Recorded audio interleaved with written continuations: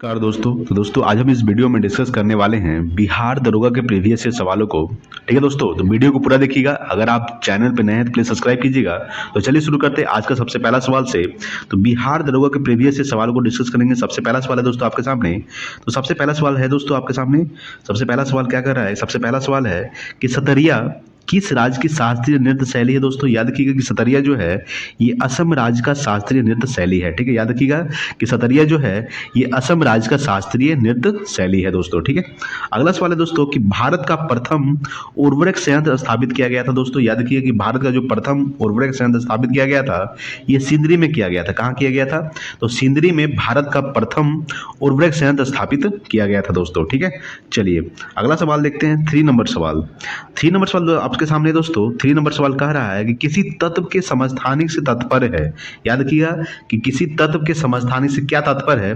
तात्पर्य है दोस्तों कि उस तत्व के दो परमाणु जिनकी परमाणु संख्या समान हो। ठीक है, यानी कि ऑप्शन नंबर डी हो जाएगा 3 का। याद रखिएगा कि उस तत्व के दो परमाणु जिनकी परमाणु संख्या समान हो, ये समस्थानिक से संबंधित हो। तो किसी तत्व के समस्थानिक से तात्पर्य है कि उस तत्व के दो परमाणु जिनकी परमाणु संख्या समान हो।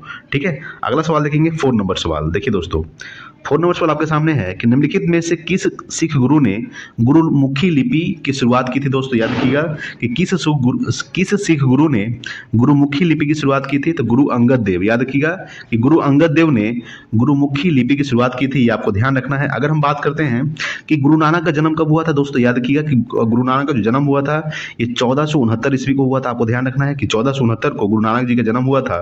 अगर हम बात करेंगे कि इनका जन्म कहाँ हुआ था तो तलवंडी में हुआ था। कहाँ हुआ था दोस्तों? तलवंडी में इनका जन्म हुआ था। अगर हम बात करते हैं कि गुरु गोविंद सिंह, याद रखिएगा दोस्तों खालसा पंथ के संस्थापक कौन थे? तो गुरु गोविंद सिंह जो थे ये खालसा पंथ के संस्थापक थे जो 1699 ईस्वी में किए थे। याद रखिएगा 1699 ईस्वी में खालसा पंथ की स्थापना किए थे। कौन? गुरु गोविंद सिंह। ये आपको ध्यान रखना है दोस्तों।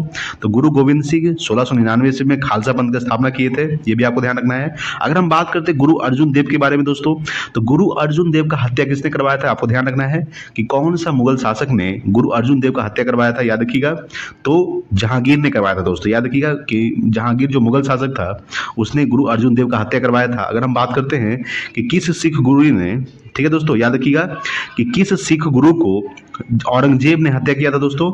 तो गुरु तेग बहादुर की हत्या किया था औरंगजेब ने। गुरु अर्जुन देव का हत्या किसने किया था? जहांगीर ने किया था। ठीक है, तो किस सिख गुरु ने गुरुमुखी लिपि की शुरुआत की थी? याद रखिएगा गुरु अंगद देव ने गुरुमुखी लिपि की शुरुआत की थी। याद रखिएगा दोस्तों। देखिए गुरु नानक जो है दोस्तों ये प्रथम गुरु थे। सिख के प्रथम गुरु कौन थे? गुरु नानक। उसके बाद गुरु गोविंद सिंह 10वें गुरु थे दोस्तों, ये आपको ध्यान रखना है। अगला है दोस्तों 5 नंबर सवाल। आइए दोस्तों 5 नंबर सवाल देखने वाले हम लोग। सवाल क्या है दोस्तों? 5 नंबर सवाल है कि निम्न वक्तव्यों पर विचार कर सही उत्तर का चयन कीजिए। ठीक है, कथन ए में कह रहा है कि हिमालय से निकलने वाली नदियां जो है ये 12 नदियां हैं दोस्तों। ये सही है, बिल्कुल सही दोस्तों। कि हिमालयी नदियों का उद्गम स्रोत हिमानियों में स्थित है, ये भी सही है। अगर हम बात करते हैं दोस्तों तो ए और आर जो है दोस्तों दोनों सही है। अगर हम बात करेंगे ए और आर जो है दोनों सही है, और आर जो है ए की पुष्टि नहीं करता, यानी कि ऑप्शन नंबर बी हो जाएगा 5 का। ठीक है, ठीक है, समझिएगा। चलिए अगला सवाल देखते हैं 6 नंबर सवाल। 6 नंबर सवाल दोस्तों आपके सामने कि किसी भी राजनीतिक दल को राष्ट्रीय दल बनने के लिए कितने राज्यों में मान्यता जरूरी है? दोस्तों याद रखिएगा 4 राज्य में। ठीक है, ये आपको ध्यान रखना है कि किसी भी राजनीतिक दल को राष्ट्रीय दल बनने के लिए कितने राज्यों में मान्यता जरूरी है? तो 4 राज्यों में मान्यता जरूरी है दोस्तों। ठीक है, अगला दोस्तों 7 नंबर सवाल कि निम्नलिखित में से किस क्षेत्र में भारत में प्रथम सहकारी आंदोलन का आरंभ हुआ था? तो कृषि ऋण में दोस्तों। याद रखिएगा ऑप्शन नंबर क्या हो जाएगा? ए 7 का। कि निम्नलिखित में से किस क्षेत्र में? तो कृषि ऋण में भारत में प्रथम सहकारी आंदोलन का आरंभ हुआ था दोस्तों। ठीक है, चलिए अगला सवाल देखते हैं 8 नंबर सवाल। 8 नंबर सवाल दोस्तों आपके सामने। सवाल नंबर क्या कर रहा है कि निम्मू बाजगो नामक बांध निम्नलिखित में से कौन सा नदी पर स्थित है दोस्तों? तो ये सिंधु नदी पर स्थित है। याद रखिएगा कि सिंधु नदी पर स्थित है दोस्तों निम्मू बाजगो नामक बांध। अगर हम बात करते हैं कि सिंधु नदी की जो लंबाई है दोस्तों ये आपको याद रखिएगा ये 2880 किलोमीटर। याद रखिएगा दोस्तों सिंधु नदी लंबाई कितना है दोस्तों? 2880 किलोमीटर। अगर हम बात करते हैं सिंधु जल समझौता कब हुआ था दोस्तों? 1960 में हुआ था। ये भी ध्यान रखना है कि सिंधु जल समझौता जो हुआ था ये 1960 में हुआ था, ये आपको ध्यान रखना है दोस्तों।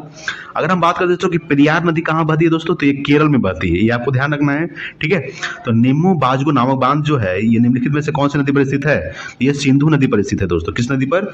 सिंधु नदी पर। ठीक है, अगला दोस्तों 9 नंबर सवाल कि किसी वस्तु की कीमत में वृद्धि से क्या अभिप्रेरित है। याद रखिएगा, ठीक है, किसी वस्तु की कीमत में वृद्धि से क्या अभिप्रेरित है। तो दोस्तों इसका ऑप्शन नंबर डी होगा कि मुद्रा के मूल्य में गिरावट और वस्तु के मूल्य में वृद्धि। ठीक है, याद रखिएगा कि मुद्रा के मूल्य में गिरावट और वस्तु के मूल्य में वृद्धि। ठीक है, 9 का ऑप्शन नंबर डी हो जाएगा। अगला दोस्तों 10 नंबर सवाल क्या कर रहा है देखिएगा। सवाल है दोस्तों 10 नंबर कि निम्नलिखित में से कौन सी पार्टी या संगठन डॉक्टर भीमराव अम्बेडकर, ठीक है, यानी कि निम्नलिखित में से कौन सी पार्टी या संगठन जो है ये डॉक्टर भीमराव अम्बेडकर, आइए इधर देखते हैं दोस्तों। ठीक है, देखिए डॉक्टर भीमराव अंबेडकर द्वारा स्थापित नहीं किया गया है दोस्तों। क्या क्या कर रहा है कि स्थापित जो है ये नहीं किया गया है। ठीक है, क्या किया गया है कि स्थापित नहीं किया गया है। तो ये दोस्तों दलित मुक्ति मोर्चा जो है ये स्थापित नहीं किया गया है। बाकी जैसे कि अगर बात करते हैं कि समता सैनिक दल जो स्थापित किया गया है, स्वतंत्र मजदूर संघ जो स्थापित किया गया है, the Republican party of India जो है ये स्थापित किया गया है। स्थापित नहीं किया गया है दोस्तों दलित मुक्ति मोर्चा जो है ये स्थापित नहीं किया गया, किसके द्वारा, डॉक्टर भीमराव अम्बेडकर के द्वारा। ठीक है, चलिए अगला सवाल देखते हैं 11 नंबर सवाल। देखिए दोस्तों 11 नंबर सवाल आपके सामने है कि संस्थाएं और संघ बनाने का अधिकार किस प्रकार का अधिकार है दोस्तों। ठीक है, याद रखिएगा ये जो संस्थाएं और संघ बनाने का जो अधिकार है किस प्रकार का अधिकार है। तो ये दोस्तों केवल नागरिकों के लिए सुनिश्चित स्वतंत्रता का अधिकार है। याद रखिएगा ऑप्शन नंबर बी हो जाएगा कि केवल नागरिकों के लिए सुनिश्चित स्वतंत्रता का अधिकार है। ठीक है, चलिए अगला दोस्तों 12 नंबर सवाल।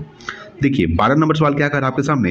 12 नंबर सवाल है कि ओजोन छेद से क्या तात्पर्य है। याद रखिएगा कि ओजोन छेद से क्या तात्पर्य है। अगर हम बात करते हैं कि समताप मंडल में ओजोन परत की मोटाई कम होना। ठीक है, याद रखिएगा कि समताप मंडल में ओजोन परत की मोटाई कम होना ये ओजोन छेद से तात्पर्य दोस्तों, यानी कि ऑप्शन नंबर क्या हो जाएगा, सी।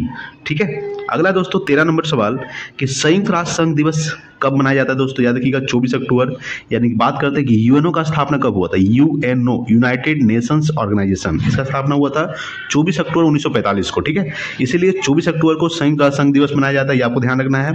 यूएनओ टोटल 193 देश शामिल है दोस्तों। याद रखिए कितना देश शामिल है, 193 देश। और 193 जो देश शामिल हुआ है वो दक्षिणी सूडान है, ये आपको ध्यान रखना है। ठीक है, तो चलिए अगर हम बात करते हैं, जैसे सवाल भी पूछेगा कि संयुक्त राष्ट्र संघ का मुख्यालय कहाँ स्थित है, तो ये न्यूयॉर्क में स्थित है दोस्तों, ये भी आपको ध्यान रखना है। चलिए अगला सवाल देखते हैं। अगला सवाल है दोस्तों आपके सामने 14 नंबर सवाल। देखिए 14 नंबर सवाल क्या कर रहा है आपके सामने कि सूची 1 को सूची 2 से सम्मिलित कीजिए और कूट का प्रयोग कर सही उत्तर चुने। ठीक है, अगर हम बात करते हैं कि इंद्रावती, ठीक है दोस्तों, ये बाघ आरक्षित क्षेत्र है, ये है दोस्तों राज्य इधर। अगर बात करते हैं इंद्रावती जो है ये छत्तीसगढ़ में स्थित है दोस्तों। पेरियार जो है दोस्तों ये केरल में स्थित है। सिमलीपाल ये दोस्तों उड़ीसा में है। बांदीपुर ये दोस्तों कर्नाटक में है। ठीक है, अगर हम इस तरह से बात करते हैं तो ए का क्या हो जाएगा दोस्तों, 4। ठीक है, देखिए ऑप्शन थोड़ा सा जपा हुआ देख लेते हैं दोस्तों। ए का क्या हो जाएगा दोस्तों, देखिए यहाँ पे इंद्रावती क्या हो जाएगा दोस्तों, छत्तीसगढ़। पेरियार केरल, ठीक है, सिमलीपाल उड़ीसा, उसके बाद बांदीपुर कर्नाटक। तो ए का क्या हो जाएगा दोस्तों, 4। ए का 4 ऑप्शन सी में भी है और ऑप्शन डी में भी है। ठीक है, बी का क्या हो जाएगा दोस्तों, बी का 3 हो जाएगा। तो बी का 3 ठीक है सिर्फ सी में है दोस्तों। अगर हम बात करते हैं तो यानी कि ऑप्शन नंबर क्या हो जाएगा दोस्तों, सी, यानी इसमें नहीं है। ठीक है, बी है, यानी कि क्या हो जाएगा ऑप्शन नंबर सी, यानी कि इंद्रावती छत्तीसगढ़ में स्थित है, पेरियार केरल, ठीक है, सिमलीपाल उड़ीसा में, उसको बांदीपुर कर्नाटक में है दोस्तों। ठीक है, यानी कि ऑप्शन नंबर क्या हो जाएगा दोस्तों, सी। चलिए अगला सवाल देखते हैं 15 नंबर सवाल। देखिए 15 नंबर सवाल दोस्तों आपके सामने कि कौन सा संयंत्र तरल पदार्थों के विशिष्ट गुरुत्व को मापता है दोस्तों। तो हाइड्रोमीटर। याद रखिएगा कि हाइड्रोमीटर जो है ये विशिष्ट गुरुत्व को मापता है दोस्तों, हाइड्रोमीटर, ये आपको ध्यान रखना है। ठीक है, चलिए अगला सवाल देखते हैं 16 नंबर सवाल। देखिए दोस्तों 16 नंबर सवाल आपके सामने है कि सूची 1 को सूची 2 से सम्मिलित कीजिए। सूची 1 में क्या है दोस्तों, उद्योग है। ठीक है, इधर क्या है दोस्तों, अवस्थिति है, मतलब कहाँ स्थित है। अगर हम बात करते हैं कि रेलवे उपकरण, ये स्थित है दोस्तों भिलाई में। कहाँ स्थित है दोस्तों, भिलाई। ठीक है, कहाँ स्थित है दोस्तों, भिलाई। अगर हम बात करते हैं मोटर वाहन जो है ये जबलपुर में स्थित है दोस्तों, याद रखिएगा। अगर हम बात करते हैं कि पोत निर्माण जो है दोस्तों ये कोची में है, याद रखिएगा। उसके बाद साइकिल का जो निर्माण किया जाता है मेन रूप से लुधियाना। तो ए का क्या हो जाएगा दोस्तों, ए का हो जाएगा 3। अगर हम बात करते हैं ए का 3, ठीक है, इसमें भी है, ए का 3 इसमें भी है। बी का क्या हो जाएगा दोस्तों, 4। बी का 4 इसमें है दोस्तों, बी का 4 इसमें नहीं है, यानी कि ऑप्शन नंबर क्या हो जाएगा, ए हो जाएगा दोस्तों। ठीक है, चलिए नेक्स्ट देखते हैं दोस्तों अगला 17 नंबर सवाल। देखिए दोस्तों 17 नंबर सवाल क्या कह रहा है आपके सामने। 17 नंबर सवाल है दोस्तों कि पौधे मिट्टी में घुले हुए नाइट्रेट को अवशोषित करते हैं तथा उन्हें परिवर्तित कर देते हैं, याद रखिए दोस्तों, प्रोटीन में। ठीक है, क्या हो जाएगा, प्रोटीन में परिवर्तित कर देते हैं, यानी कि पौधे जो है मिट्टी में घुले हुए नाइट्रेट को अवशोषित करते हैं तथा उन्हें परिवर्तित कर देते हैं प्रोटीन में। दोस्तों यहाँ देखिए यूरिया है दोस्तों। अगर हम बात करते हैं कि यूरिया का रासायनिक सूत्र क्या होता है दोस्तों, NH2 होता है, NH2CO NH2। ठीक है, याद रखिएगा NH2CONH2 जो है ये यूरिया का रासायनिक सूत्र होता है, ये आपको ध्यान रखना है दोस्तों। ठीक है, अगर हम बात करते हैं 18 नंबर सवाल कि हवा में परागन को कहते हैं दोस्तों, तो वायु परागन कहते हैं। क्या कहते हैं, हवा में परागन को वायु परागन कहते हैं। ठीक है, चलिए नेक्स्ट देखते हैं अगला दोस्तों। अगला है आपके सामने 19 नंबर सवाल। 19 नंबर सवाल है दोस्तों कि युवा जो कि प्रधानमंत्री कौशल विकास योजना के, ठीक है, आइए आगे देखते हैं, योजना के अंतर्गत एक कौशल विकास कार्यक्रम है। ठीक है, सवाल कह रहा है, देखिए आगे दोस्तों कि अंतर्गत एक कौशल विकास कार्यक्रम है, किसके द्वारा प्रारंभ किया गया दोस्तों, ये प्रारंभ किया गया दिल्ली पुलिस के द्वारा। किसके द्वारा, दिल्ली पुलिस के द्वारा प्रारंभ किया गया है। ठीक है दोस्तों, अगला दोस्तों आपके सामने 20 नंबर सवाल देखिए, आइए देखते हैं। ठीक है, 20 नंबर सवाल है दोस्तों आपके सामने कि केसर का मुख्य उत्पादक राज्य कौन सा है दोस्तों, तो ये दोस्तों जम्मू कश्मीर। आपको पता ही होगा कि जम्मू कश्मीर में केसर का उत्पादक बहुत ज़्यादा किया जाता है। ठीक है, अगला दोस्तों 21 नंबर सवाल कि जल शोधन का कौन सा तरीका सूक्ष्म जीवों को नष्ट नहीं करता है, तो निस्पंदन दोस्तों, याद रखिएगा निस्पंदन जो है ये जल शोधन का कौन सा तरीका जो है, निस्पंदन का जो तरीका है ये सूक्ष्म जीवों को नष्ट नहीं करता है दोस्तों। ठीक है, चलिए अगला सवाल देखते हैं 22 नंबर सवाल। देखिए 22 नंबर सवाल दोस्तों आपके सामने है। 22 नंबर के सवाल कह रहा है कि NSDL का पूरा नाम क्या है दोस्तों, याद रखिएगा NSDL का जो पूरा नाम है ये नेशनल सिक्योरिटीज डिपॉजिटरी लिमिटेड, यानी कि ऑप्शन नंबर डी हो जाएगा, नेशनल सिक्योरिटीज डिपॉजिटरी लिमिटेड जो है ये NSDL का पूरा नाम है दोस्तों। ठीक है, 22 का ऑप्शन नंबर डी हो जाएगा। अगला दोस्तों 23 नंबर सवाल है कि कीट वंश से होने वाली खुजली किसके कारण होती है दोस्तों, याद रखिएगा ये फॉर्मिक अम्ल के कारण होती है। ठीक है, यानी कि कीट वंश से होने वाली खुजली जो है ये किसके कारण होती है, तो ये फॉर्मिक अम्ल के कारण होती है दोस्तों। ठीक है, चलिए नेक्स्ट देखते हैं अगला दोस्तों 24 नंबर सवाल। देखिए 24 नंबर सवाल है दोस्तों कि निम्न हस्तियों पर विचार करें, जैसे कि नसीरुद्दीन शाह, गिरीश कर्नाड, डॉली ठाकुर, उसके बाद मकरंद देशपांडे, ये सब क्या है दोस्तों, हस्तियां हैं। अगर हम बात करते हैं कि इनमें से कौन थिएटर से जुड़ी हस्तियां हैं दोस्तों, ठीक है, इनमें जो 4 है इनमें से कौन थिएटर से जुड़ी हैं, याद रखिएगा ये सभी है जो, तो उपयुक्त सभी, यानी सभी जो है ये थिएटर से जुड़े हुए हस्तियां हैं दोस्तों। जैसे कि नसीरुद्दीन शाह जो हो गया, गिरीश कर्नाड हो गया, डॉली ठाकुर हो गया, मकरंद देशपांडे हो गया, ये सब जो है ये थिएटर से जुड़ी हुई हस्तियां, यानी कि ऑप्शन नंबर डी हो जाएगा 24 का। ठीक है, चलिए अगला सवाल देखते हैं हम लोग। अगला दोस्तों 25 नंबर सवाल। देखिए 25 नंबर सवाल क्या कह रहा है आपके सामने। 25 नंबर सवाल है कि महात्मा गांधी राष्ट्रीय समुद्री उद्यान कहाँ अवस्थित है दोस्तों, ये अवस्थित दोस्तों पोर्ट ब्लेयर, याद रखिएगा ये पोर्ट ब्लेयर अंडमान निकोबार की राजधानी है, पोर्ट ब्लेयर में स्थित है। क्या है, तो महात्मा गांधी राष्ट्रीय उद्यान स्थित है पोर्ट ब्लेयर में। पोर्ट ब्लेयर किसकी राजधानी है, अंडमान निकोबार का। अंडमान निकोबार केंद्र शासित प्रदेश है दोस्तों, तो आपको पता ही होगा वर्तमान में केंद्र शासित प्रदेश भारत में कितना है, 8, और राज्य कितने हैं, 28, यानी कि 28 राज्य है और 8 केंद्र शासित प्रदेश है दोस्तों, ये भी आपको ध्यान रखना है। ठीक है, अगला दोस्तों 26 नंबर सवाल कि कुछ नहीं में से कुछ का सर्जन किस नियम के विरुद्ध है दोस्तों, याद रखिए किस नियम के विरुद्ध है, तो ये द्रव्यमान ऊर्जा का संरक्षण, याद रखिएगा कि कुछ नहीं में से कुछ का सर्जन किस नियम के विरुद्ध है दोस्तों, तो द्रव्यमान ऊर्जा का संरक्षण के नियम के विरुद्ध है। ठीक है, चलिए नेक्स्ट देखते हैं अगला 27 नंबर सवाल। 27 नंबर सवाल आपके सामने क्या कह रहा है। 27 नंबर सवाल है कि भूमध्य रेखा निम्नलिखित में से किस देश से होकर नहीं गुजरती है दोस्तों, तो याद रखिएगा केन्या से होकर गुजरती है दोस्तों, इंडोनेशिया से भी होकर गुजरती है और ब्राजील से भी होकर गुजरती है, यानी कि ऑप्शन नंबर डी हो जाएगा, मेक्सिको से होकर नहीं गुजरती। याद रखिएगा कि भूमध्य रेखा जो है ये मेक्सिको से होकर नहीं गुजरती है दोस्तों, ये आपको ध्यान रखना है। ठीक है, जैसे कि आपको पता होगा दोस्तों कर्क रेखा भारत के 8 राज्यों से गुजरती है। कर्क रेखा माही नदी को 2 बार काटती है, ये आपको पता ही होगा। ठीक है, कर्क रेखा माही नदी को 2 बार काटती है।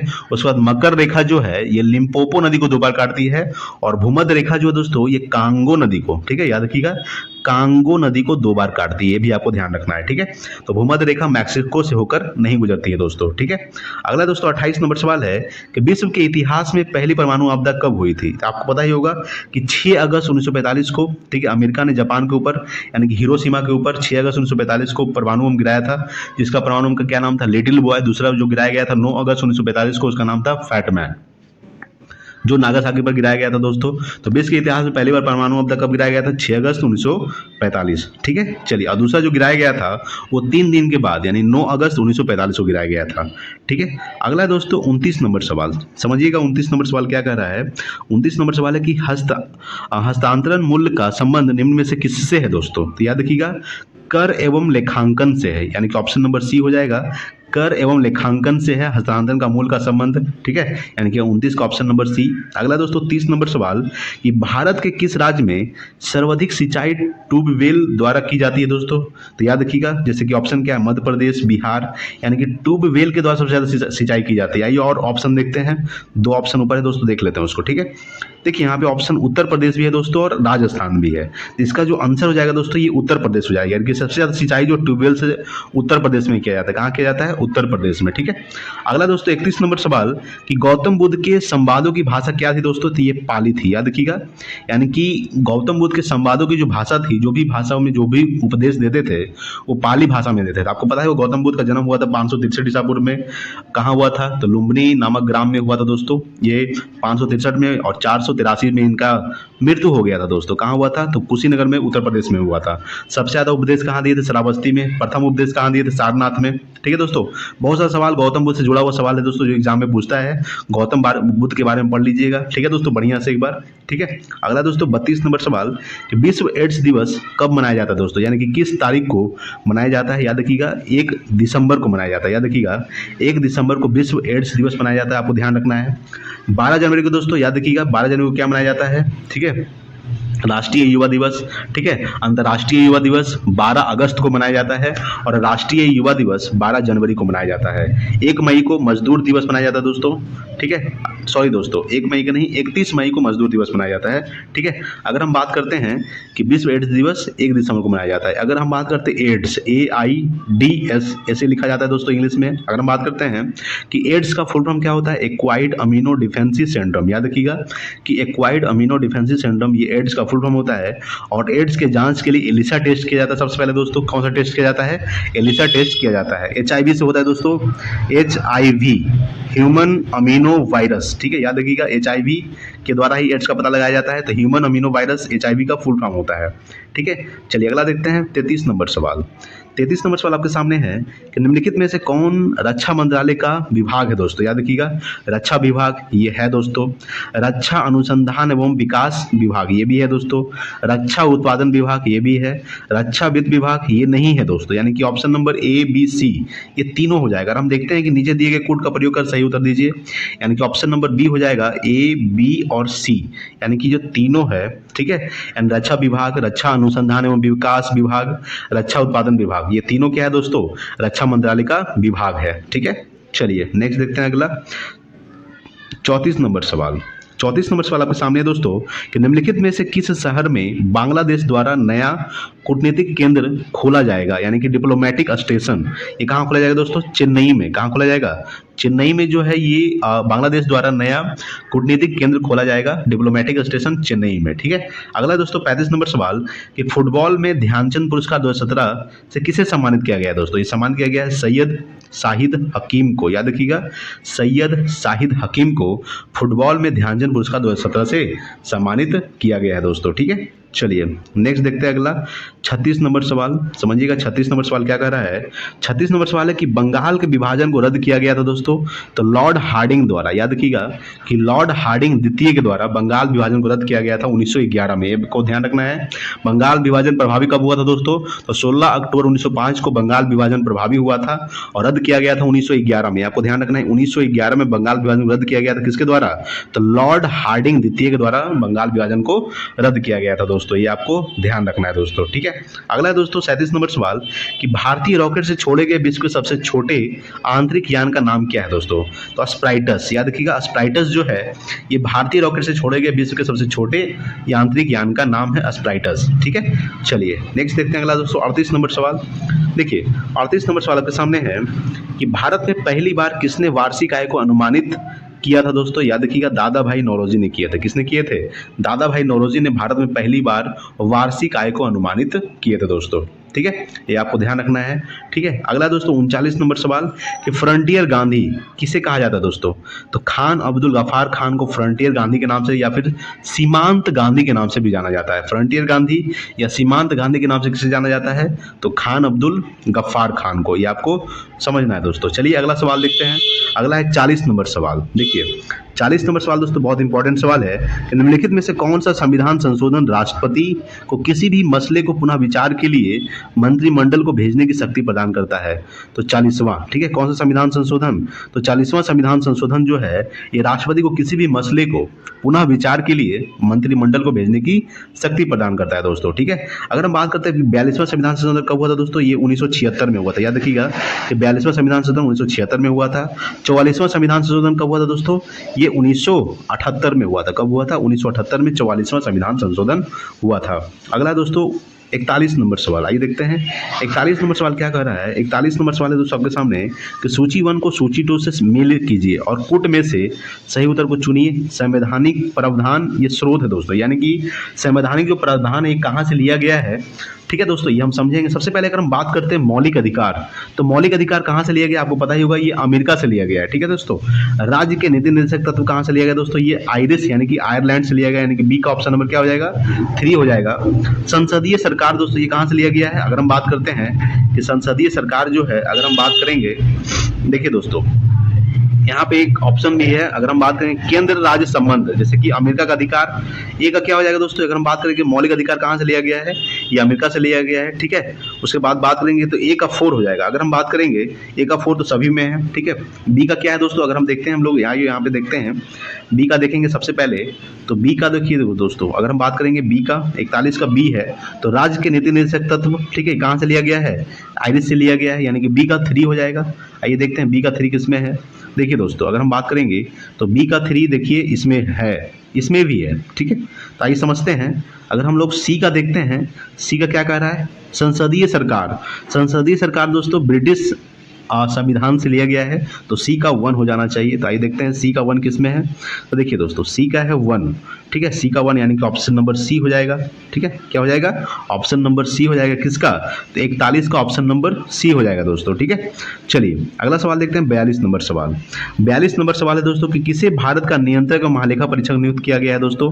तो राजीव महर्षि को। याद रखिएगा कि राजीव महर्षि को नियंत्रक एवं महालेखा परीक्षक नियुक्त किया गया दोस्तों। अगर हम बात करते हैं कि नियंत्रक एवं महालेखा परीक्षक का उल्लेख किस अनुच्छेद में दोस्तों? तो अनुच्छेद 148 में। याद रखिएगा अनुच्छेद 148 में नियंत्रक एवं महालेखा परीक्षक का उल्लेख किया गया है दोस्तों, ये आपको ध्यान रखना है। ठीक है, चलिए अगला देखते हैं। इसको हम लोग नियंत्रक महालेखा परीक्षक को कैग बोलते हैं दोस्तों, कंप्ट्रोलर एंड ऑडिटर जनरल। ठीक है, क्या बोलते हैं? कैग। अगला दोस्तों 43 नंबर की सर क्रिक विवाद किन 2 देशों के मध्य है दोस्तों? याद रखिएगा भारत और पाकिस्तान के बीच में है। ठीक है, भारत और पाकिस्तान के बीच में दोस्तों सर क्रिक विवाद, ये बहुत इंपॉर्टेंट है कि सर क्रिक विवाद किन 2 देशों के मध्य है? तो भारत और पाकिस्तान। अगर हम बात करते हैं कि भारत और चीन के बीच कौन सी रेखा है दोस्तों? तो भारत और चीन के बीच में दोस्तों मैकमोहन रेखा, आपको पता होगा कि भारत और बीच के कौन सी रेखा है? मैकमोहन रेखा। अगर हम बात करते हैं कि भारत और बांग्लादेश के बीच, देखिए दोस्तों ये भी रेड क्लिफ रेखा है। अगर हम बात करेंगे कि भारत और अफगानिस्तान के बीच कौन सी रेखा है? तो वह दोस्तों डुरंड रेखा। भारत और पाकिस्तान के बीच तो दोस्तों रेड क्लिफ रेखा। ठीक है, ये आप समझिएगा। चलिए अगला देखते हैं 44 नंबर सवाल। देखिए दोस्तों 44 नंबर सवाल आपके सामने है कि किस देश ने वर्ष 2040 ईस्वी तक पेट्रोल और डीजल कारों की बिक्री पर पूरी तरह प्रतिबंध लगाने का निर्णय लिया है दोस्तों? तो ये लिया दोस्तों फ्रांस। कौन लिया है? फ्रांस जो है 2040 ईस्वी तक पेट्रोल और डीजल कारों की बिक्री पर पूरी तरह प्रतिबंध लगाने का निर्णय लिया है दोस्तों। ठीक है, चलिए नेक्स्ट देखते हैं अगला दोस्तों 45 नंबर सवाल। समझिएगा 45 नंबर सवाल क्या कह रहा है कि निम्नलिखित में से कौन सा मोबाइल ऐप केंद्रीय ग्रामीण विकास मंत्रालय द्वारा सड़कों के रख रखाव हेतु बनाया गया है दोस्तों? तो ये बनाया गया दोस्तों आरंभ, यानी कि कौन सा mobile app?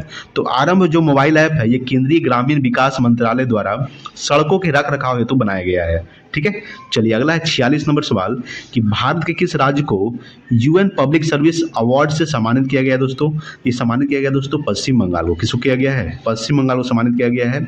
UN public service award से सम्मानित किया गया है पश्चिम बंगाल को। ठीक है, चलिए नेक्स्ट देखते हैं अगला 47 नंबर सवाल। देखिए 47 नंबर सवाल है दोस्तों आपके सामने कि ग्लोबल हंगर इंडेक्स निम्नलिखित में से किसके द्वारा प्रकाशित किया जाता है दोस्तों। याद रखिएगा, ये प्रकाशित किसके द्वारा किया जाता है। अगर हम बात करते हैं international food policy research institute के द्वारा, ठीक है, international food policy research institute के द्वारा ग्लोबल हंगर इंडेक्स जो पॉलिसी है ये प्रकाशित किया जाता है, यानी कि 47 का ऑप्शन नंबर क्या हो जाएगा, बी। ठीक है, चलिए अगला है 48 नंबर सवाल कि नांगल किसके लिए जाना जाता है। तो ये उर्वरक के लिए जाना जाता है, याद रखिएगा, यानी कि नांगल जो है ये ऑप्शन सी हो जाएगा, ये उर्वरक के लिए जाना जाता है दोस्तों। ठीक है, चलिए नेक्स्ट है अगला 49 नंबर सवाल। देखिए 49 नंबर सवाल क्या कह रहा है। 49 नंबर सवाल आपके सामने कि 2011 की जनगणना के अनुसार भारत में निम्नलिखित में से किस राज्य में लिंगानुपात सर्वाधिक रहा है दोस्तों। ठीक है, तो जब लिंगानुपात सर्वाधिक रहा है दोस्तों किस राज्य में, तो तमिलनाडु राज्य में। किस राज्य में, तमिलनाडु राज्य में जो है 2011 की जनगणना के अनुसार तो तमिलनाडु राज्य में लिंगानुपात सर्वाधिक रहा है, ये आपको ध्यान रखना है। अगला है दोस्तों 50 नंबर सवाल कि लूसी दुनिया का सबसे बड़ा ज्वालामुखी विस्फोट किस द्वीप पर है दोस्तों। तो ये दोस्तों याद रखिएगा इंडोनेशिया। ठीक है, इंडोनेशिया राजधानी क्या होता है दोस्तों, जाकार्ता, ये आपको ध्यान रखना है। ठीक है, तो बात करते हैं कि लूसी दुनिया का सबसे बड़ा ज्वालामुखी विस्फोट किस द्वीप में है। तो ये है दोस्तों इंडोनेशिया में, याद रखिएगा। ठीक है, चलिए नेक्स्ट देखते हैं अगला दोस्तों 51 नंबर सवाल। देखिए दोस्तों 51 नंबर सवाल आपके सामने है कि निम्न में से कौन सी प्रार्थना समाज की मांग नहीं थी। ठीक है, अगर हम बात करते हैं तो प्रार्थना समाज की मांग नहीं थी दोस्तों लड़के एवं लड़कियों की विवाह आयु में वृद्धि करना। देखिए जैसे कि स्त्री शिक्षा ये मांग थी, विधवा पुनर्विवाह ये भी मांग थी, ये मांग नहीं था, यानी कि ऑप्शन सी जो है ये मांग नहीं था, यानी कि लड़के एवं लड़कियों को विवाह आयु में वृद्धि करना ये मांग नहीं था किसका, प्रार्थना समाज का, यानी कि ऑप्शन नंबर क्या हो जाएगा दोस्तों, सी। प्रार्थना समाज का स्थापना हुआ था 1967 में। कब हुआ था दोस्तों, 1967 में प्रार्थना समाज का स्थापना हुआ था, ये आपको ध्यान रखना है। ठीक है, चलिए अगला देखते हैं। अगला दोस्तों आपके सामने 52 नंबर सवाल, आइए देखते हैं। तो 52 नंबर सवाल क्या कर रहा है आपके सामने, देखिए तो 52 नंबर सवाल है दोस्तों कि भारत के लिए अमेरिका के कच्चे तेल का पहला नौभरण यानी कि शिपमेंट किस बंदरगाह पर पहुंचा है दोस्तों। याद रखिएगा पारादीप बंदरगाह। ठीक है दोस्तों, अगर हम बात करते हैं कि भारत के लिए अमेरिका के कच्चे तेल का पहला नौभरण किस बंदरगाह पर पहुंचा है, तो पारादीप बंदरगाह। पारादीप बंदरगाह कहाँ स्थित है दोस्तों, किस राज्य में है, तो ये उड़ीसा में है दोस्तों। किस राज्य में है, उड़ीसा में, ये आपको ध्यान रखना है। अगला है दोस्तों 53 नंबर सवाल कि रामनाथ कोविंद भारत के कैवे राष्ट्रपति बने थे। तो याद रखिएगा ये 14वें राष्ट्रपति बने थे। कैवे राष्ट्रपति बने थे, 14वें। ठीक है, ये आपको ध्यान रखना है कि रामनाथ कोविंद भारत के 14वें राष्ट्रपति बने थे। वर्तमान में जो भारत के राष्ट्रपति है द्रौपदी मुर्मू है दोस्तों, वो जो आदिवासी महिला है, और कौन सी आदिवासी है, तो संथाल है। ठीक है, ये भी आपको ध्यान रखना है। जो ओडिशा के मयूरभंज जिला के रहने वाली है द्रौपदी मुर्मू, जो 15वें राष्ट्रपति है दोस्तों। कैवे राष्ट्रपति है, 15वें राष्ट्रपति। ठीक है, ये आपको ध्यान रखना है। अगला दोस्तों 54 नंबर सवाल आपके सामने क्या है, 54 नंबर सवाल है कि सूची 1 को सूची 2 से मेल कीजिए और कूट में से सही उत्तर को चुनिए। अगर हम बात करते हैं कि इधर सिंधु स्थल है और इधर स्थान है दोस्तों, सबसे पहले बात करेंगे लोथल। लोथल गुजरात में स्थित है दोस्तों। ठीक है, अगर हम बात करेंगे कि रोपड़ जो है दोस्तों ये पंजाब में है। ठीक है, राखी गढ़ी कहाँ स्थित है दोस्तों, तो राखी गढ़ी स्थित है दोस्तों। अगर हम बात करेंगे कालीबंगन कहाँ स्थित है, राजस्थान में। राखी गढ़ी हरियाणा में स्थित है। ठीक है, राखी गढ़ी कहाँ स्थित है, हरियाणा में। तो कालीबंगन राजस्थान में। तो इधर हम देखते हैं मिलान करते हैं। सबसे पहले अगर बात करेंगे, देखिए फिर से हम लोग यहाँ पे देखेंगे थोड़ा सा। देखिए लोथल कहाँ स्थित है, गुजरात में। ठीक है, लोथल गुजरात में है, रोपड़ पंजाब में है दोस्तों, राखी गढ़ी हरियाणा में है, और कालीबंगा राजस्थान में। तो ए का क्या हो जाएगा दोस्तों, 4। ए का 4 किस में है, ए का 4 बी में भी है और ए का 4 डी में भी है। ठीक है, तो अगर हम बात करेंगे बी का क्या हो जाएगा, बी का है दोस्तों 3। तो बी का 3 यानी कि इसमें भी है और इसमें भी है, यानी कि बी में भी है और डी में भी है। सी का क्या हो जाएगा दोस्तों, 2। तो सी का 2 किस में है, सी का 2 किस में है दोस्तों, तो सी का 2 है इसमें। ठीक है, देखिए यानी कि ऑप्शन नंबर क्या हो जाएगा दोस्तों, बी हो जाएगा। ठीक है, ऑप्शन नंबर बी हो जाएगा। सी का 2 है और डी का क्या हो जाएगा, 1, यानी कालीबंगा राजस्थान, डी का भी 1 है दोस्तों, यानी कि ऑप्शन नंबर बी हो जाएगा। ठीक है, चलिए अगला देखते हैं दोस्तों 55 नंबर सवाल। समझिएगा यहाँ पे 55 नंबर सवाल को। देखिए 55 नंबर सवाल है कि भारत के संविधान की उद्देशिका यानी कि प्रस्तावना के बारे में निम्नलिखित में से कौन से कथन सही है। देखिए दोस्तों सबसे पहला कथन क्या है कि उद्देशिका स्वयं न्यायालय में परिवर्तनीय नहीं है। ठीक है, दूसरा क्या है दोस्तों कि उद्देशिका उन उद्देश्यों को बताती है जिन्हें संविधान स्थापित करना और आगे बढ़ाना चाहता है। ठीक है, तीसरा है दोस्तों कि उद्देशिका उस स्रोत को इंगित करती है जहां से संविधान अपना प्राधिकार प्राप्त करता है, यानी कि ऑप्शन नंबर कौन सा सही है?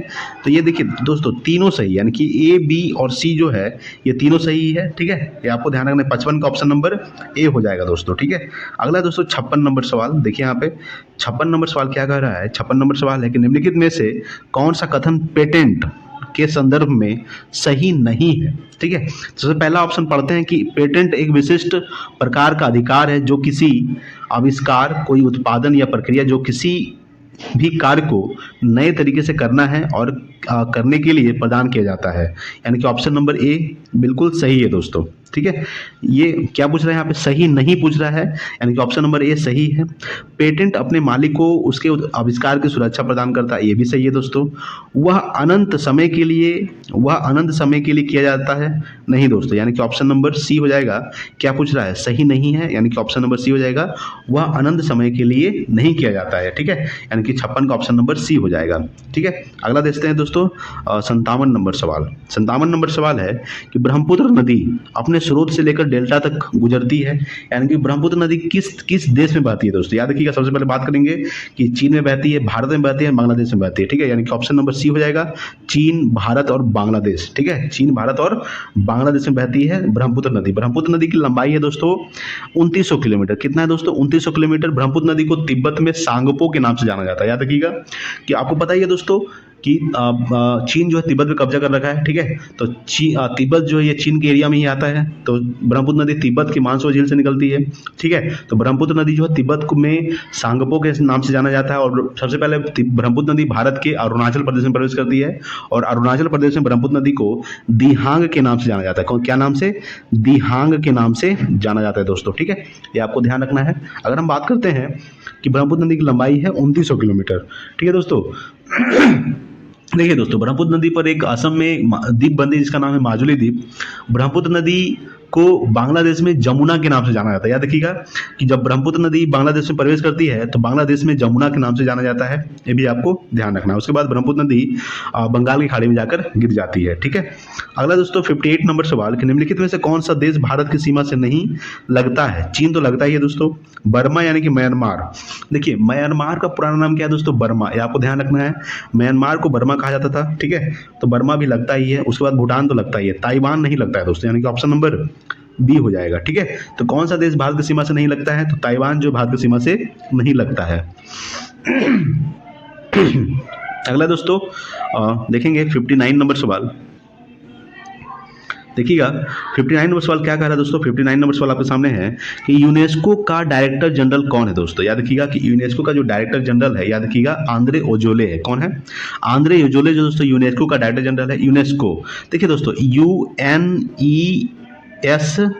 UNESCO, UNESCO United Nation Educational Scientific and Cultural Organization. ठीक है, यूनेस्को का फुल फॉर्म क्या होता है दोस्तों? United Nations Educational Scientific and Cultural Organization, ये यूनेस्को का फुल फॉर्म होता है। यूनेस्को का जो स्थापना हुआ दोस्तों ये 1945 में हुआ था। कब हुआ था? 1945 में यूनेस्को का स्थापना हुआ था। यूनेस्को का जो मुख्यालय स्थित है फ्रांस की राजधानी पेरिस में स्थित है दोस्तों। ठीक है, तो यूनेस्को का जो डायरेक्टर जनरल है ये आंद्रे ओजोले है दोस्तों। ठीक है, ये आपको समझना है। अगला दोस्तों 60 नंबर सवाल कि किस राजनीतिक ने द कोलिशन ईयर्स यानी कि 96 से लेकर 2012 तक नामक पुस्तक लिखी है? किसने लिखा है दोस्तों?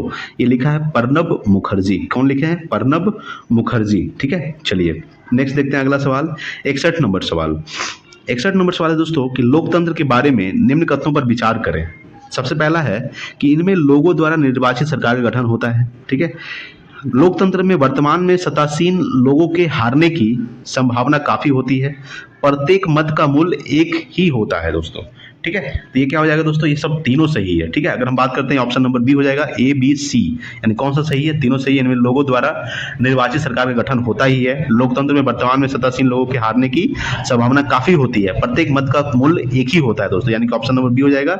ये सभी सही है। ठीक है, चलिए अगला है दोस्तों 62 नंबर सवाल। यहाँ पे देखिएगा 62 नंबर सवाल क्या कह रहा है? 62 नंबर सवाल है कि सकल घरेलू उत्पाद को किसके सभी के मूल्य के रूप में परिभाषित किया गया दोस्तों? ठीक है, तो याद रखिएगा अगर हम बात करते हैं कि सकल घरेलू उत्पाद जो है ये किसके सभी के मूल्य के रूप में परिभाषित किया गया है, यानी किसी अर्थव्यवस्था में एक वर्ष में उत्पादित अंतिम वस्तुएं एवं सेवाएं, यानी कि ऑप्शन नंबर ए ही हो जाएगा। ठीक है, क्या हो जाएगा? ए, 62 का ए हो जाएगा दोस्तों। ठीक है, अगला दोस्तों 63 नंबर सवाल। 63 नंबर सवाल है दोस्तों आपके सामने कि निम्नलिखित में से कौन सी मुद्राएं स्पेशल ड्राइंग राइट की पेटिका में आती है दोस्तों? सबसे पहला दोस्तों यूएसए डॉलर, जापानी येन, ब्रिटिश पाउंड, चाइनीज रेमनबी। याद रखिएगा ये चारों आता है दोस्तों, यानी कि ऑप्शन नंबर डी हो जाएगा। उपयुक्त सभी जो है स्पेशल ड्राइंग राइट के पेटिका में आती है। ठीक है, चलिए नेक्स्ट देखते हैं अगला 64 नंबर सवाल। 64 नंबर सवाल है दोस्तों कि भारत में निम्नलिखित में से कौन सा क्षेत्र जैव विविधता का तत्व स्थल है? तो पश्चिमी घाट। याद रखिएगा कि जैव विविधता दिवस जो है दोस्तों कब मनाया जाता है? तो 11 मई को। याद रखिएगा 11 मई को जैव विविधता दिवस मनाया जाता है, ये भी आपको ध्यान रखना है। तो भारत में निम्नलिखित में से कौन सा क्षेत्र जो है ये जैव विविधता का तत्व स्थल है दोस्तों? ये दोस्तों पश्चिमी घाट। ठीक है दोस्तों, कब है? सॉरी दोस्तों, जैव विविधता दिवस 22 मई को मनाया जाता है। याद रखिएगा 22 मई को जैव विविधता दिवस मनाया जाता है दोस्तों। ठीक है, चलिए अगला है दोस्तों 65 नंबर सवाल कि कौन सा विटामिन रक्त का थक्का बनने के लिए आवश्यक है दोस्तों? तो विटामिन के। याद रखिएगा विटामिन के जो दोस्तों ये रक्त का थक्का बनने के लिए आवश्यक है। अगर हम बात करते हैं विटामिन ए के बारे में तो विटामिन ए का रसायन नाम रेटिनॉल होता है। विटामिन ए की कमी से रतौंधी होता है। विटामिन ए का सर्वोत्तम स्रोत गाजर है दोस्तों। ठीक है, अगर हम बात करते हैं विटामिन डी के बारे में तो विटामिन डी का जो रसायन नाम होता है वो कैल्सीफिरॉल होता है। ठीक है, याद रखिएगा विटामिन डी की कमी से कौन सा रोग होता है? रिकेट्स होता है। ठीक है, विटामिन अगर हम बात करते हैं तो विटामिन सी के बारे में बात करेंगे तो विटामिन सी का रसायन नाम क्या होता है दोस्तों? याद रखिएगा एस्कॉर्बिक क्या होता है दोस्तों? अगर हम बात करते हैं एस्कॉर्बिक एसिड। ठीक है, विटामिन सी का रसायन नाम क्या होता है? Ascorbic acid. विटामिन सी की कमी से कौन सा रोग होता है? तो विटामिन सी की कमी से अस्कर्वी होता है दोस्तों। क्या होता है? अस्कर्वी। ठीक है, विटामिन सी का जो सर्वोत्तम स्रोत होता है वो दोस्तों वो आंवला होता है। क्या होता है? आंवला। ठीक है, तो कौन सा विटामिन रक्त का थक्का बनाने के लिए आवश्यक होता है? तो विटामिन के जो है ये रक्त का थक्का बनाने के लिए आवश्यक होता है। विटामिन के का रसायन नाम होता है फिलोक्विनोन। ठीक है, चलिए नेक्स्ट देखते हैं अगला 66 नंबर सवाल। 66 नंबर सवाल है दोस्तों कि गर्म रेगिस्तानों में तथा उनके चारों ओर पवन धूल से बनने वाली मृदा को क्या कहा जाता है दोस्तों? लोएस्ट मृदा कहा जाता है। क्या कहा जाता है? लोएस्ट मृदा। याद रखिएगा कि गर्म रेगिस्तानों में तथा उसके चारों ओर पवन धूल से बनने वाली मृदा को क्या कहा जाता है? लोएस्ट मृदा कहा जाता है। ठीक है, अगला दोस्तों 67 नंबर सवाल। देखिए यहाँ पे बहुत इंपॉर्टेंट सवाल है। 67 नंबर सवाल क्या कह रहा है कि निम्नलिखित में से कौन सा कथन सही है? सबसे पहला कथन है दोस्तों कि 326 बीसी में सिकंदर ने भारत पर आक्रमण किया था। तो बिल्कुल सही है दोस्तों, यानी कि 1 जो है ये सही है। आम्भी यानी कि तक्षशिला का राजा, ठीक है, ने सिकंदर और उसकी सेना का स्वागत किया। ये भी सही है दोस्तों। ठीक है, सिकंदर की मृत्यु 332 बीसी में हुई थी। नहीं दोस्तों, सिकंदर की जो मृत्यु हुई थी ये 323 बीसी में हुई थी, यानी कि 323 ईसा पूर्व में हुआ था। यानी कि ऑप्शन नंबर 3 है जो दोस्तों गलत है, बाकी 1 2 सही है दोस्तों। यानी कि ऑप्शन नंबर सी हो जाएगा। केवल 1 और 2 है दोस्तों सही है, बाकी 3 ऑप्शन नंबर गलत है, क्योंकि सिकंदर का मृत्यु हुआ था 323 ईसा पूर्व में हुआ था। ठीक है, चलिए नेक्स्ट देखते हैं अगला 68 नंबर सवाल कि India after Gandhi the history of the world's largest. ठीक है, India after Gandhi the history of the world largest. आइए दोस्तों इधर देखते हैं इसका और। ठीक है, लार्जेस्ट डेमोक्रेसी नामक पुस्तक की रचिता कौन है? ठीक है, डेमोक्रेसी नामक पुस्तक की रचिता कौन है दोस्तों? ये दोस्तों रामचंद्र गुहा। कौन है दोस्तों? रामचंद्र गुहा जो है ये डेमोक्रेसी नामक पुस्तक की रचिता है। अगला दोस्तों 69 नंबर सवाल, निम्नलिखित में से यूनेस्को की intangible culture heritage humanity of India में क्या शामिल नहीं है? ये दोस्तों शामिल नहीं है बिहू।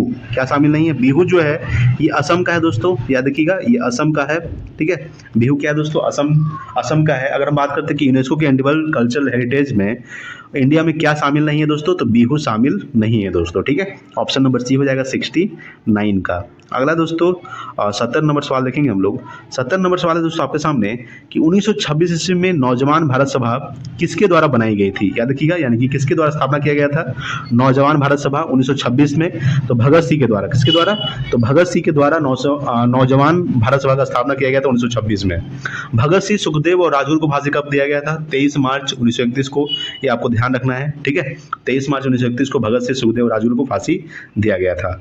अगला दोस्तों आपके सामने 71 नंबर सवाल देखिए। 71 नंबर सवाल 71 नंबर सवाल क्या कर रहा है कि संयुक्त राष्ट्र संघ के वर्ष 2017 को के लिए अंतर्राष्ट्रीय वर्ष घोषित किया गया? तो पर्यटन का सतत विकास के लिए, याद रखिएगा कि संयुक्त राष्ट्र संघ के वर्ष 2017 को पर्यटन का सतत विकास के लिए, यानी कि ऑप्शन नंबर ए हो जाएगा, पर्यटन का सतत विकास के लिए अंतर्राष्ट्रीय वर्ष घोषित किया गया।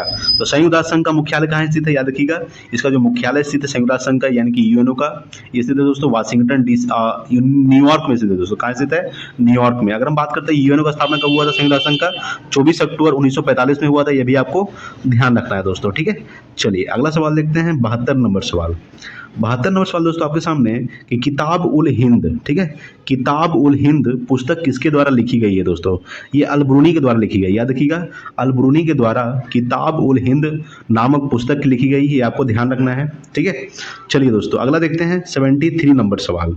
73 नंबर सवाल है कि फरवरी 2017 में किस बैंक को भारतीय रिजर्व बैंक ने अनुसूचित बैंक का दर्जा दिया है दोस्तों? तो ये दिया है दोस्तों इक्विटास लघु वित्त बैंक को दिया है। किसको दिया है? इक्विटास लघु वित्त बैंक को 2017 में भारतीय रिजर्व बैंक ने अनुसूचित बैंक का दर्जा दिया है। अगर हम बात करें दोस्तों भारतीय रिजर्व बैंक का स्थापना कब हुआ था? तो 1 अप्रैल 1935 को हुआ था। याद रखिएगा 1 अप्रैल 1935 को भारतीय रिजर्व बैंक का स्थापना हुआ था। इसका राष्ट्रीयकरण कब किया गया था दोस्तों? तो 1949 में हुआ था। याद रखिएगा 1949 में रिजर्व बैंक का राष्ट्रीयकरण किया गया था। वर्तमान में भारतीय रिजर्व बैंक के गवर्नर कौन है दोस्तों? शक्तिकांत दास, जो 25वें गवर्नर है, ठीक है, ये आपको ध्यान रखना है। अगला दोस्तों 74 नंबर सवाल देखिए, 74 नंबर सवाल है धारणीय विकास की संकल्पना किससे संबंधित है दोस्तों? ये संबंधित है दोस्तों अतपौढ़ीय साम्य से संबंधित। किससे संबंधित है? अतपौढ़ीय साम्य से, यानी कि धारणीय विकास की जो संकल्पना है ये अतपौढ़ीय साम्य से संबंधित है, ठीक है।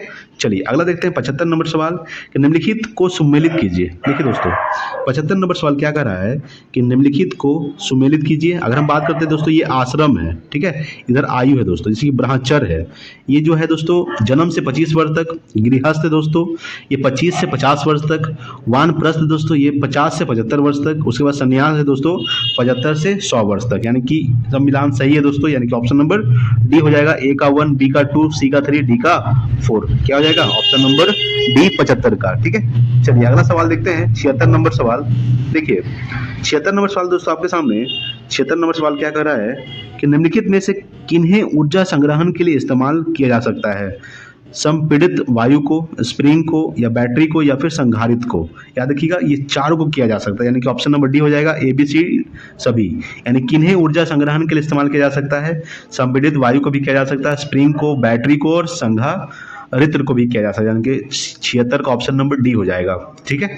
चलिए नेक्स्ट देखते हैं अगला 77 नंबर सवाल। देखिए दोस्तों 77 नंबर सवाल आपके सामने है कि ब्लू चिप कंपनी क्या है दोस्तों? याद देखिए ब्लू चिप कंपनी जो है, अगर हम बात करते हैं कि ब्लू चिप कंपनी आर्थिक रूप से बहुत मजबूत होती है। क्या होती है दोस्तों? ब्लू चिप कंपनी आर्थिक रूप से बहुत मजबूत होती है, यानी कि ऑप्शन नंबर बी हो जाएगा 77 का। 78 नंबर सवाल है दोस्तों कि राजस्व में रैयतवाड़ी प्रयोग का प्रारंभ किसके द्वारा किया गया? आइए ऑप्शन देखते हैं किसके द्वारा किया गया दोस्तों, ठीक है। देखिए दोस्तों यहाँ पे ऑप्शन क्या क्या है? हेनरी बुंडास, यानी कि अगर हम बात करते हैं कि अलेक्जेंडर रीड के द्वारा किया गया। किसके द्वारा? अलेक्जेंडर रीड के द्वारा। अगला दोस्तों 79 नंबर सवाल है कि निम्नलिखित में से कौन सी अग्नि चट्टान नहीं है? तो सेल चट्टान जो दोस्तों ये अग्नि चट्टान नहीं है, यानी कि ऑप्शन नंबर क्या हो जाएगा? डी जो है, यानी कि सेल चट्टान ये अग्नि चट्टान नहीं है। 80 नंबर सवाल है दोस्तों कि महिला क्रिकेट आईसीसी की विश्व कप 2017 किस देश ने जीता है दोस्तों? तो ये इंग्लैंड ने जीता है। किसके जीता है? इंग्लैंड, ठीक है। याद रखिएगा कि महिला क्रिकेट आईसीसी विश्व कप का जो 2017 में जो मैच हुआ था ये कौन जीता था? ये इंग्लैंड जीता था, ठीक है। चलिए नेक्स्ट देखते हैं अगला 81 नंबर सवाल। देखिए 81 नंबर सवाल है दोस्तों कि निम्नलिखित में से कौन सा एक रासायनिक परिवर्तन का उदाहरण है दोस्तों? तो कागज का जलना। याद रखिएगा कागज का जो जलना है ये रासायनिक उदाहरण है। जैसे अगर हम बात करते हैं कि नर्म लोहे का चुंबकीय होना, ये नहीं है दोस्तों। जल में शक्कर का घुलना, ये भी नहीं है। जल में बर्फ का घना बनना। याद रखिएगा कागज का जो जलना है ये क्या है दोस्तों? ये रासायनिक परिवर्तन। याद रखिएगा देखिए रासायनिक परिवर्तन का मतलब है अगर कोई चीज हो जाए तो उस चीज में दोबारा परिवर्तित नहीं हो तो क्या होता है दोस्तों? रासायनिक परिवर्तन। अगर हम बात करते हैं कि भौतिक परिवर्तन अगर कोई घटना होती है तो फिर से उसी दोबारा उसी रूप में आ जाए तो वो होता है दोस्तों भौतिक परिवर्तन। और उसी रूप में नहीं आना, जैसे कि कागज अगर जल गया तो जलने के बाद दोबारा कागज बन सकता है दोस्तों? नहीं बनेगा, क्योंकि वो तो राख हो गया है। तो ये दोस्तों रासायनिक परिवर्तन। अगर यही कागज बन जाता तो वो होता दोस्तों भौतिक परिवर्तन, ठीक है। याद रखिएगा अगर हम बात करते हैं पानी का बर्फ बनना, ये क्या है दोस्तों? ये भौतिक परिवर्तन है। ठीक है, पानी का बर्फ बनना, बर्फ बनेगा तो पानी फिर पिघल के क्या हो जाएगा, मतलब वो बर्फ पिघलेगा तो पानी बन जाएगा, वो दोस्तों भौतिक परिवर्तन। ठीक है, समझ गए होंगे। तो कागज से जलना क्या है, ये दोस्तों रासायनिक परिवर्तन। चलिए अगला सवाल देखते हैं, 82 नंबर सवाल देखिए यहाँ पे। 82 नंबर सवाल है दोस्तों, निम्नलिखित में से किसने विश्व का सबसे लंबा 100 जीबीपीएस तकनीकी आधारित अंतः समुद्री प्रणाली आरंभ किया दोस्तों, किसने किया है, तो रिलायंस ने किया दोस्तों। याद रखिएगा, सवाल क्या है कि किसने विश्व का सबसे लंबा 100 जीबीपीएस तकनीकी आधारित अंतः समुद्री प्रणाली आरंभ किया है, तो रिलायंस ने किया। किसने किया है, रिलायंस। अगला दोस्तों 83 नंबर सवाल, निम्नलिखित में से कौन अंतर्राज्यीय परिषद का गठन करता है दोस्तों, ये राष्ट्रपति करता है। कौन करता है, राष्ट्रपति जो है ये अंतर्राज्यीय परिषद का गठन करता है। क्या करता है, अंतर्राज्यीय परिषद का गठन कौन करता है, राष्ट्रपति। ठीक है, अगला दोस्तों 84 नंबर सवाल देखिए। 84 नंबर सवाल आपके सामने है कि कौन सी आईटीटी संस्थान में एमबीबीएस पाठ्यक्रम को शामिल करने का योजना है। याद रखिएगा कि कौन सी आईटीटी संस्थान में एमबीबीएस पाठ्यक्रम को शामिल करने की योजना है, तो खड़गपुर आईटीटी। याद रखिएगा, खड़गपुर आईटीटी में, ठीक है, खड़गपुर आईटीटी संस्थान में एमबीबीएस पाठ्यक्रम को शामिल करने की योजना है। अगला दोस्तों 85 नंबर सवाल कि विश्व का सबसे बड़ा बौद्ध मंदिर कहाँ स्थित है दोस्तों, तो ये दोस्तों इंडोनेशिया में स्थित है। कहाँ स्थित है, इंडोनेशिया में विश्व का सबसे बड़ा बौद्ध मंदिर स्थित है, ये आपको ध्यान रखना है। ठीक है, अगला दोस्तों आपके सामने है 86 नंबर सवाल देखिए। 86 नंबर सवाल है दोस्तों कि हड़प्पा स्थल किस नदी के तट पर स्थित है, तो रावी नदी। याद रखिएगा, रावी नदी के तट पर स्थित है दोस्तों हड़प्पा। अच्छा, हड़प्पा की खोज किसने किया था, तो याद रखिएगा दयाराम साहनी ने 1921 में किए थे। कब किए थे, 1921 में हड़प्पा की खोज किए थे दयाराम साहनी। याद रखिएगा। अगर हम बात करते हैं कि सिंधु यानी कि मोहनजोदड़ो जो है दोस्तों, मोहनजोदड़ो जो है ये सिंधु नदी के किनारे स्थित है। मोहनजोदड़ो खोज किसने किया था, तो किए थे दोस्तों, याद रखिएगा राखलदास बनर्जी ने 1922 में किए थे, ये आपको ध्यान रखना है। ठीक है, तो हड़प्पा स्थल किस नदी के तट पर स्थित है, रावी नदी। अगला दोस्तों 87 नंबर सवाल है कि KNO2 रासायनिक सूत्र है दोस्तों, किसका है, ये दोस्तों पोटेशियम नाइट्रेट का है। किसका है, पोटेशियम नाइट्रेट का है दोस्तों। KNO2 रासायनिक सूत्र है पोटेशियम नाइट्रेट का। ठीक है, चलिए नेक्स्ट देखते हैं अगला 86 नंबर सवाल। 86 नंबर सवाल दोस्तों, निम्नलिखित में से कौन सा सही नहीं है। याद रखिएगा, अगर हम बात करते हैं तो ऑप्शन डी हो जाएगा दोस्तों, फंगस स्वपोषी है, ये सही नहीं है दोस्तों। क्या है, ऑप्शन डी क्या हो जाएगा, फंगस स्वपोषी है, नहीं। ठीक है, अगर हम बात करें सैडलवुड आंशिक मूल परजीवी है, तो सही है दोस्तों। कस क्यूटा परजीवी है, सही है दोस्तों। नेफेंथिस मांसाहारी, सही है। फंगस स्वपोषी है, नहीं दोस्तों, गलत है। ठीक है, यानी कि ऑप्शन नंबर क्या हो जाएगा, डी। किसका, 88 का। 89 नंबर सवाल है कि निम्नलिखित में से कौन सा गैसीय वायु प्रदूषण नहीं है। याद रखिएगा कि कौन सा गैसीय वायु प्रदूषण नहीं है दोस्तों। अगर हम बात करते हैं तो हाइड्रोकार्बन है जो दोस्तों, ये गैसीय वायु प्रदूषण नहीं है। ठीक है, हाइड्रोकार्बन क्या है, ये गैसीय वायु प्रदूषण है। जैसे कि सल्फर की ऑक्साइड ये गैसीय वायु प्रदूषण है दोस्तों। नाइट्रोजन की ऑक्साइड ये भी है, धुआं भी है दोस्तों, लेकिन हाइड्रोकार्बन नहीं है। ठीक है, अगला दोस्तों 90 नंबर सवाल देखिए। 90 नंबर सवाल दोस्तों आपके सामने, निम्नलिखित में से किस राज्य ने ऑपरेशन दुर्गा नामक कार्यक्रम महिला सुरक्षा के लिए आरंभ किया है दोस्तों। याद रखिए किसने किया है, तो ये हरियाणा ने किया है। किसने किया है, हरियाणा।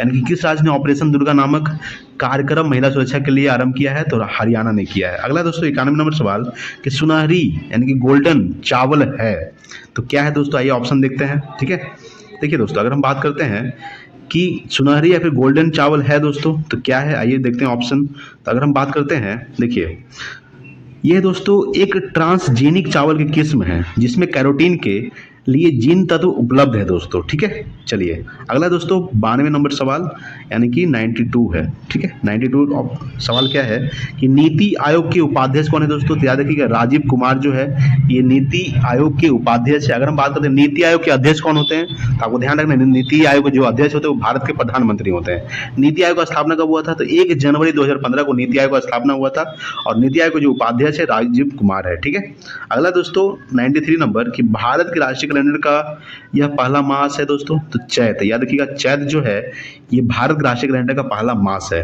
94 नंबर सवाल है कि मानव रक्त में पीएच साधारण कितना होता है दोस्तों।